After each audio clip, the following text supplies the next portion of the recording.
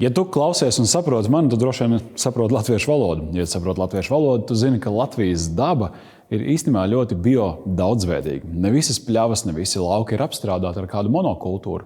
Šur tur pa kādam pleķītim ir arī ar vērtīgiem augiem.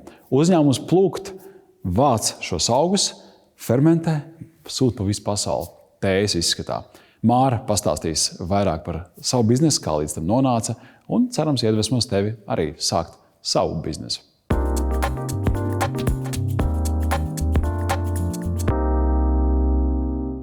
Bieži vien cilvēki, kad saka, hei, iedzeram tēju, tad viņi domā, gan jau burtiskā nozīmē fiziski dzert šo karsto šķidrumu, bet bieži vien tas ir vienkārši šī procesa apzīmējums, vai ne? Kad ir kaut kāda omulības sajūta, kaut kāda atvērtība un sarunas raisās labāk. Vai tu piekristi manam apgalvojumam par šo tējas dzeršanu, ka tas tā strādā? Pavisam noteikti. Un ne tikai tāpēc, ka es pati esmu tējas baudītājs un tā tējas dzeršana ir viens no maniem ikdienas rituāliem, bet arī zinātniski tas ir pierādīts, ka ļoti daudziem cilvēkiem tēja asociējas mazāk ar to garšu, bet vairāk ar procesu. Tas ir siltums, tas ir komforts, kādam tas ir tāds psiholoģisks, teikt, izbēgums no ikdienas dzīves. Tā kā noteikti tas ir vairāk nekā vienkārši tējas dzeršana. Ja tu kādam hipotētiski piedāvāsi tēju, viņš saka, jā, es labprāt iedzeru tēju, un tad prasīt kādu, viņš ir, man vienalga, vai ne? Vai tas tev būtu tā kā dūriens sirdī, vai tas ir normāli, kad cilvēkam nav izsvarīgi kā tēja, galvenais kaut kas silts? Man tas šķiet ideāli, jo tad es varu ieteikt to, kas, manuprāt, būtu jānogaršo katram. Bet tāda vienaldzība vai tāda nevērība, tas tev nav tāds sāpīgi, kā tā tēja, taču Nē, noteikti tā nav. Es arī pēc sevis skatos, kad es dodos uz kādu tikšanos, man piedāvā klasiski ūdens, tēja, kafija. Jā. Es pasaku, vai ūdens vai tēja, un mēs esam steigā, mēs sakam, vienalga. Tas nenozīmē, ka mums ir pilnīgi vienalga, bet mēs negribam par to domāt. Mēs gribam, lai kāds cits pieņem mūsu vietā lēmumu, un es par to esmu priecīgi, jo es varu rekomendēt to, kas, manuprāt, viņam varētu patikt. Man bieži vien sanāk būt citu uzņēmumu, birojos, un tur pieklājība prasa droši vien to, un parasti piedāvā tēju, kafiju, ūdeni. Es gribētu tēju, zaļu tēju. Man šādi tad pārprasa, varbūt tāpēc, ka es steigā nepareizi, kaut kā neprecīzi saku, zaļu vai zāļu? Es saku, ja jūs tā jautājat, es labprāt zāļu gribētu. Tas tā interesanti. Tava joma ir zāļu tēja, pareizi? Nevis zaļā, nevis klasiskā bāmā. Īstenībā mēs mazliet aizskaram abas jomas. Okay. Un, mēs pat to saucam par augu tēju. Latviski pieņemts mums šeit tradīcijās tā saukt par zāļu tēju, bet mēs dodam priekšroku augiem, jo augi nav zāles. Augu tēju mēs varam lietot ne tikai tāpēc, ka mums tas palīdz pašsajūtai, bet arī tāpēc, ka mums garšo. Un tas, ko mēs darām, mēs piedāvājam mūsu vietējos augus kā alternatīvu zaļajai un melnējai. Tātad mēs esam mazliet abos lauciņos. Mums ir šis ugunspuķis augs, kuru mēs fermentējam un piedāvājam kā Nordic Black, jeb ziemeļu melno tēju. Tad tā fermentēšana, es dzirdu ar savām nespeciālistu ausīm, tas ir pielīdzināms melnās tējas ražošanas procesam. Jā, process ir tieši tāds pats, bet augs ir cits. Jā. Un rezultātā mēs iegūstam krāsā, garšā līdzīgu tēju melnējai, bet bez kofeīna. Un ļoti svarīgi, tā ir vietējās izcelsmes. Mums nav jāiegādājas kāda cita sveša auga produkts. Šrilankas tēja nav jāpērk. Piemēram. Tas nenozīmē, ka tā ir slikta, bet tā ir iespēja izvēlēties arī vietējais izcelsmes produktu. Vai ne? Un tas tagad ir modīgi, man šķiet. Tas ir modīgi, tas ir arī ilgtspējīgi. Vai ne? Jā. Zīmols Plūkt. Reti, kad es sastopos ar zīmoliem, kuros ir vilkta darbība. Darbības vārds. Jā. Kā nonāca līdz tādam nosaukumam un kas ir tās vērtības, ko šis zīmols zem sevis nes? Jā, stāsts par nosaukumu arī ir ļoti interesants, jo mēs piesaistījām brīnišķīgu dizaineru komandu, kuri mums palīdzēja gan pie vizuālās identitātes, gan pie nosaukuma. Un sākumā mums tas nosaukums Plūkt nemaz tā neuzrunāja tik ļoti pašām. Mēs domājam, kā tagad cilvēks sapratīs, tas taču darbības vārds un ļoti netipiski, bet mazliet tā teikt apsmadzeņojot to domu, izmēģinot dažādos formātos, mēs sapratām, ka tas vislabāk varēs parādīt to, ko mēs patiesībā darām. Mēs, mūsu komanda, mūsu šīs saimniecības plūc augus no savvaļas, mēs attiecīgi fermentējam un ar tādu domu, ka Plūkt uzvaras ar šiem produktiem ārpus Latvijas. Tā kā apspēlējot šo nosaukumu, mums likās brīnišķīgs variants.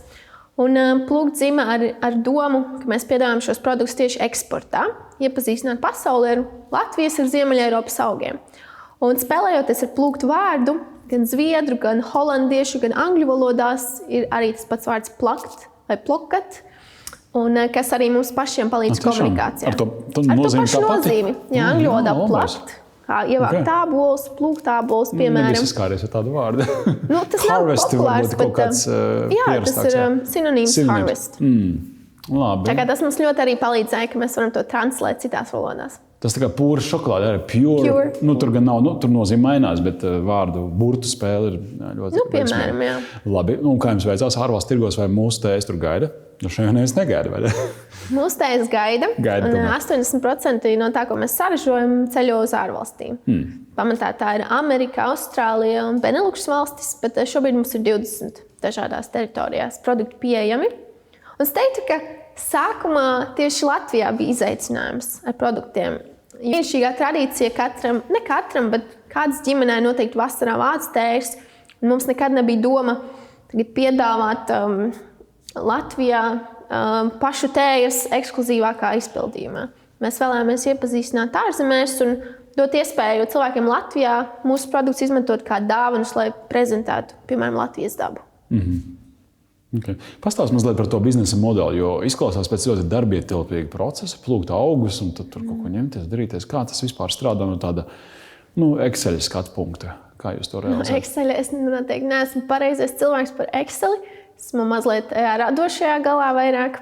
Bet tas tā simboliski izskatās vienkārši, lai tas būtu bizness, kā tas tiek organizēts. Jā, tātad tas, ko mēs darām, mēs sadarbojamies ar vairāk kā 30 dažādām bioloģiskajām saimniecībām. Pamatā tās atrodas Madonas novadā, kur mēs arī esam bāzēti, bet arī ir viscaur Latvijā un atsevišķas saimniecības arī ir Igaunijā un Somijā. Un mēs iegūstam šos augus, iepērkam no viņiem svaigā veidā un pēc tam ar savām iekārtām vai ar savu vēju tuneli attiecīgi augus žāvējam uz ražotnē Madonā. Pēc tam attiecīgi ir augi, kurus mēs fermentējam. Kā tā fermentācija notiek? Kā ugunspuķa. Ļoti zemā temperatūrā, apmēram 2 nedēļu garumā, mēs lēnām grauzdējam vai sutinam tos tējas augus. Un tur ik pa laikam notiek arī roku darbs, kad šie augi tiek virpināti. Tāpat kā tas ir ar melno tēju. Rezultātā mēs iegūstam melnu tēju, bet no ugunspuķas. Vizuāli izskatās ļoti līdzīgi.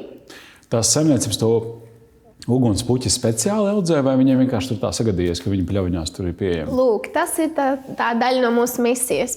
Mēs vēlamies saglabāt bioloģisko daudzveidību, un mēs strādājam ar saimniecībām, kurām ir šīs savvaļas platības. Tātad viņi neaudzē augus.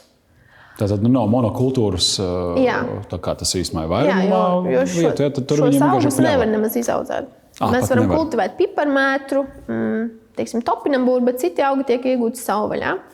Tā ir arī mūsu specifika, kāpēc mūsu augi ir košāki, garšā izteiktāki, jo tie ir savvaļas, nevis kultivēti. Kā viens cilvēks nonāk līdz šādai biznesa idejai un pastāst mazliet to ceļu no idejas, tad droši vien inkubātora loma kaut kādu un kā tas izvērtās? Jā, mans stāsts sākās, kad man bija 21 gads, un es biju 2. kursa studente banku augstskolā. Un jau tad es skaidri zināju, ka es gribēšu kaut ko savu, bet man vēl nebija piesaistas ne pie vienas biznesa idejas. Esmu ļoti aktīva, man patīk starptautiskā vide, un es izmantoju visas apmaiņas programmas, kuras iespējamas. Man bija iespēja doties pieredzes braucienā uz Ķīnu. Un tur es apmeklēju gan vietējo to silīcija ieleju, kas viņiem ir Pekinā, gan arī tradicionālus tējas tirgus. Man šķita, cik brīnišķīgi, ka ja varētu apvienot tās abas puses kopā. To dabīgo ar to tehnoloģisko un startupīgo, kas man arī ļoti saistīja. Un tad es domāju, tā kā mana ģimene ir diezgan saistīta ar vidas aizsardzību, tad vienmēr tā doma par dabīgo, par ilgtspējīgo ir bijusi arī manī. Un es domāju, cik stilīgi būtu radīt pašiem savu tādu Ziemeļeiropas tējas kultūru, kuru atpazītu līdzīgi kā šobrīd runā par Japānas tējas kultūru, par Britu tējas kultūru. Arī mums ir ļoti daudz, ko dot šajā jomā, pat ja tas līdz šim ir bijis vērtēts ļoti tradicionāli. Labi, tur dzima ideja. Tur dzima ideja. Kas notiek tālāk? Un atgriežoties Latvijā, es uzrunāju savu mammu, kurai ir pieredze ar šiem augiem un ar vides aizsardzību. Un mēs domājam, ka ir jāmēģina, bet mēs zinājām, ka ļoti svarīga loma būs dizainam un tam, kā vizuāli šis izskatās. Līdz ar to pirmais solis mums bija atrast dizainerus un sākt šos produktus prototipēt. Un pēc tam, attiecīgi ar šiem prototipiem, mēs devāmies uz ļoti daudz izstādēm, konferencēm, prezentēt, stāstīt, lai tad, kad tas produkts ir gatavs, cilvēki jau mazliet zinātu par mums. Tad mēs nonācām inkubatorā. Cik interesanti, tad vēl pirms produkta rašanās jūs jau izstādēs stāstījāt, šitāda lieta būs. Šitā, jā, mēs stāstījām, mēs pārdevām ideju, pirms tā vēl bija gatava. Okay. Labi, un tad jūs pamanījāt, ka ir inkubātori, nonācāt inkubātoru programmā. Kas tur? Finansiāls atbalsts, nodarbības, informācija? Jā, no inkubators bija, tieši šī programma bija tikko sākusies. Mēs bijām Madonas Lijā inkubatorā, un arī viena no pirmajiem. Un inkubācijā mēs saņemam gan mentoru atbalstu, kas man kā jaunietēji bija ļoti svarīgs, jo līdz šim Plukt ir bijusi mana pirmā un vienīgā darba vieta. Tas viss darīja ļoti, ļoti intuitīvi. Un tas mentoru atbalsts ir brīnišķīgs, jo tev vienmēr ir blakus kāds, kurš to jau ir darījis. Un tad es eju ar savu jauno redzējumu, un viņi ar savu pieredzi. Mums ir brīnišķīga sinerģija. Papildus tam, protams, finansiāls atbalsts. Jo mēs nepiesaistījām nekādas investīcijas, nekādus riska kapitālus vai aizdevumus. Mēs joprojām darbojamies ar pašu savu finansējumu, un šis Lijā atbalsts līdzfinansēja vairākas darbības. Teiksim, internetu veikalu izstrādi, iekārtu iegādi. Mēs izmantojām arī līderu atbalstus šo iekārtu iegādei. Tā kā, jā, un, protams, tā kopiena, ka tu esi kopā ar citiem uzņēmējiem, kuri arī sāk no jauna, bet viņiem ir atkal pilnīgi citas nozares. Tad tā tēlēni izsakoties, tas inkubators tiešām bija tā kā to cālīti mazliet pasildīt, lai viņš pieņemos spēkā, un tad šobrīd jūs jau esat ārā? Mēs pirms 2 gadiem pabeidzām inkubāciju. Tas nozīmē, ka jau mierīgi varat jau darboties un pa 20 valstīm tirgoties. Jā, mēs sākām, mums ieņēmumi bija jau pirmajā gadā, kas bija arī inkubācijas pirmais gads. Tā kā mēs jau esot inkubatorā aktīvi strādājām un bijām pelnošs uzņēmums. Katra uzņēmēja sapnis ir, ka klienti rauj no rokām produktu ārā un iesaka citiem, un pieņemsim, ka Pluktā notiek, un jūs saprotat, nav jau vairs ko plukt. Kā var to sabalansēt?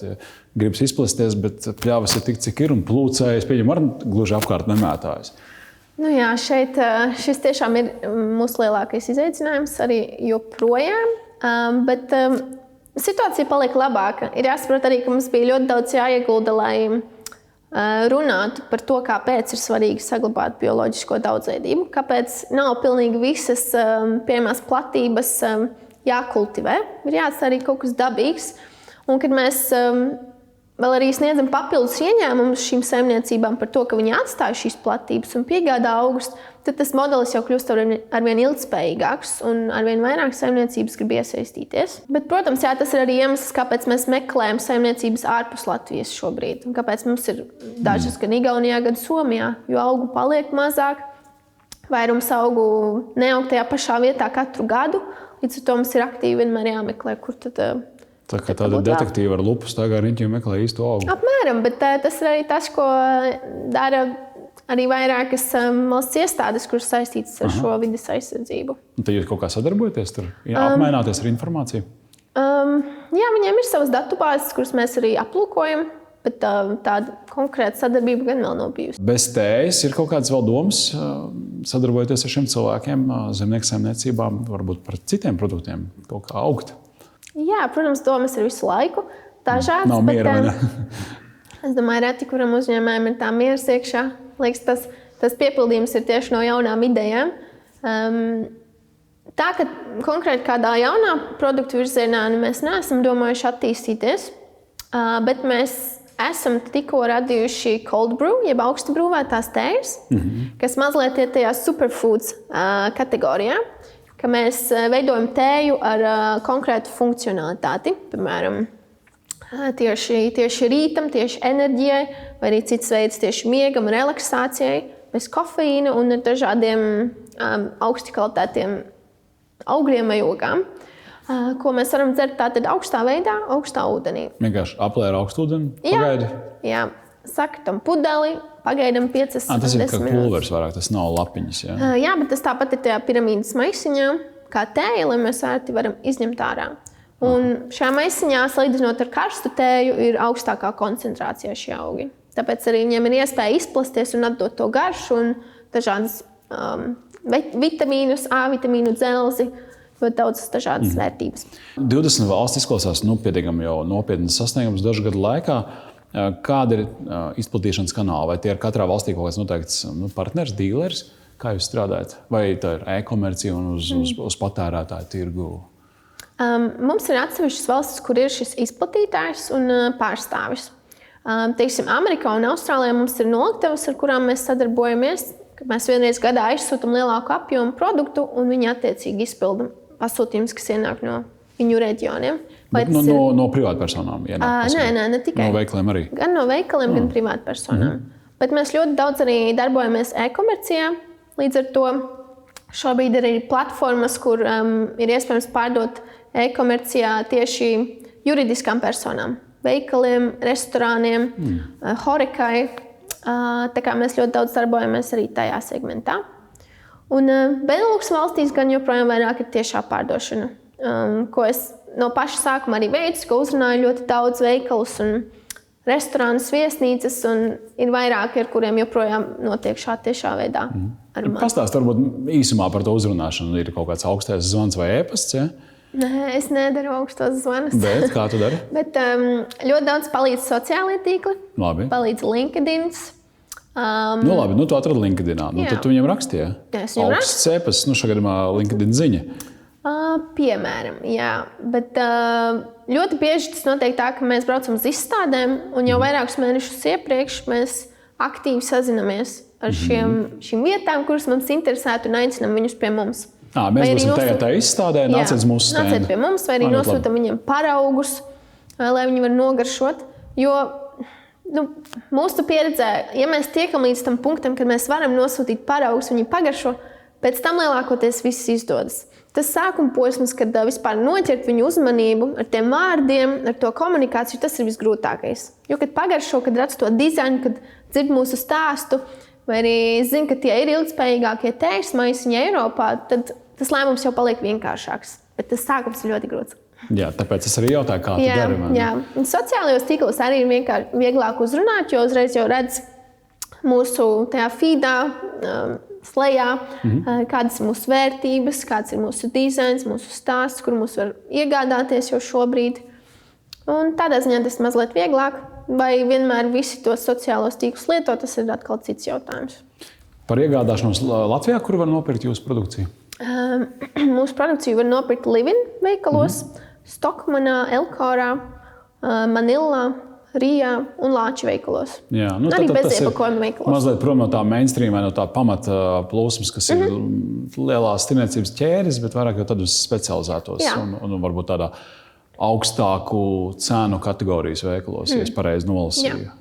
Tas pozicionējums ir tāds mazliet uz ekskluzīvo pusi. Jā, tas vairāk dāvanām vai reprezentācijai uz ārvalstīm. Un, protams, ikdienas lietošanā mēs paši arī lietojam tēju ikdienā. Bet jā, tāda līdzīga ir klienti arī mums citās valstīs, līdzīgi kā šie veikali. Tu pieminēji mēs pašas, tas nozīmē, ka tā ir komanda. Jā. Okay. Tad cik jūs esat liels cilvēku kodols? Mēs esam 4 ikdienā. 4. Okay.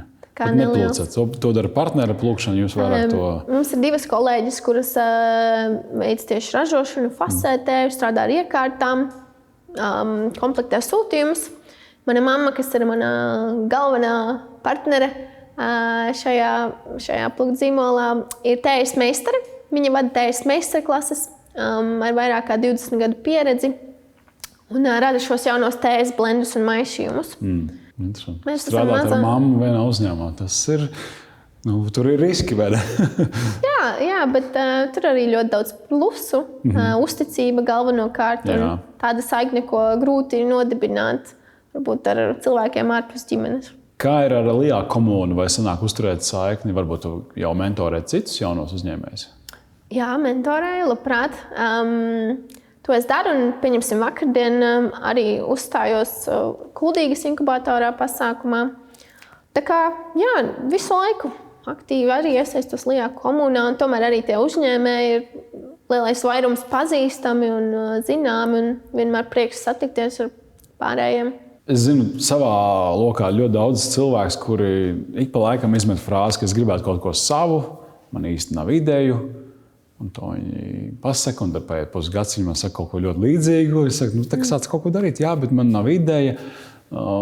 Kā tu risinātu šādu izaicinājumu? Cilvēkam pat it kā ir drosme vai teorētiska drosme, to mēs vēl nezinām. Bet viņam varbūt nav tāda virziena. Tev sanāca tas Ķīnas brauciens ietekmē, un tur radās tā ideja. Tas būtu tas, ko darīt, vai vēl kāds recepts tavuprāt? Bet tas, ka Ķīnā mēs noķērām to ideju, bija tāpēc, ka es jau kādus 200 pasākumus biju līdz tam apmeklējusi, meklējot ideju. Un, 200 pasākumus? Es tā, daudz. Protams, pārspīlēju, bet tajā laikā es tiešām, man nebija idejas, un es apzināti meklēju. Es nezināju, kas tas ir. Es zināju, ka es gribu kaut ko dabīgu, es zināju kaut ko, kas atspoguļo manas vērtības, kas ir labas dabai un cilvēkam. Un saistīts ar starptautisko vidi, kas ir eksports. Zinot to, es tad attiecīgi gāju uz dažādiem semināriem, konferencēm, visur, kur varēju, un vienkārši kā sūklis klausījos, ko citi stāsta, kā viņi atraduši ideju. Un man liekas, tas ir brīnišķīgs veids, jo klausoties to citu cilvēku pieredzi, kaut kas mūsos norezonē. Un man liekas, nevajag uzstādīt to mērķi, ka līdz nedēļas beigām man ir jāatrod konkrēta kaut kāda ideja, kas atnesīs tur miljardus eiro, un es būšu slavens. Bet vairāk būt ar to atvērto prātu, ar dažādām perspektīvām un klausīties, lasīt, būt visu laiku tajā informācijas plūsmā. Un kaut kā tās idejas atnāk īstajā laikā, īstajā vietā. Saslēdzas viss, ko mēs esam dzirdējuši, viss, ko esam lasījuši. Un otrais solis, ko es ieteiktu, ir uzreiz sākt skicēt un zīmēt. Jo, kad mēs iegūstam kaut kādu vizuālu izskatu tai idejai vai kaut vai pierakstu, tad tas jau ir pirmais solis, ka tā ideja kļūst mazliet reālāka, nevis tikai doma. Vizualizācija ir ļoti svarīga. Ļoti interesants ieteikums. Kad tu tā pasaki, liekas, jā, loģiski, bet vai mēs to bijām tā aizdomājušies? Jā, ka tik līdz kaut kāds virziens ir sākts skicēt. Varbūt pierakstīt. Jā, ļoti interesanti. Es arī paņemšu šo no mūsu sarunas savām idejām. Lielas paldies tev par to, ka dalies, un lai labi augi, lai ko plūkt. Paldies, ka bija iespēja būt šeit.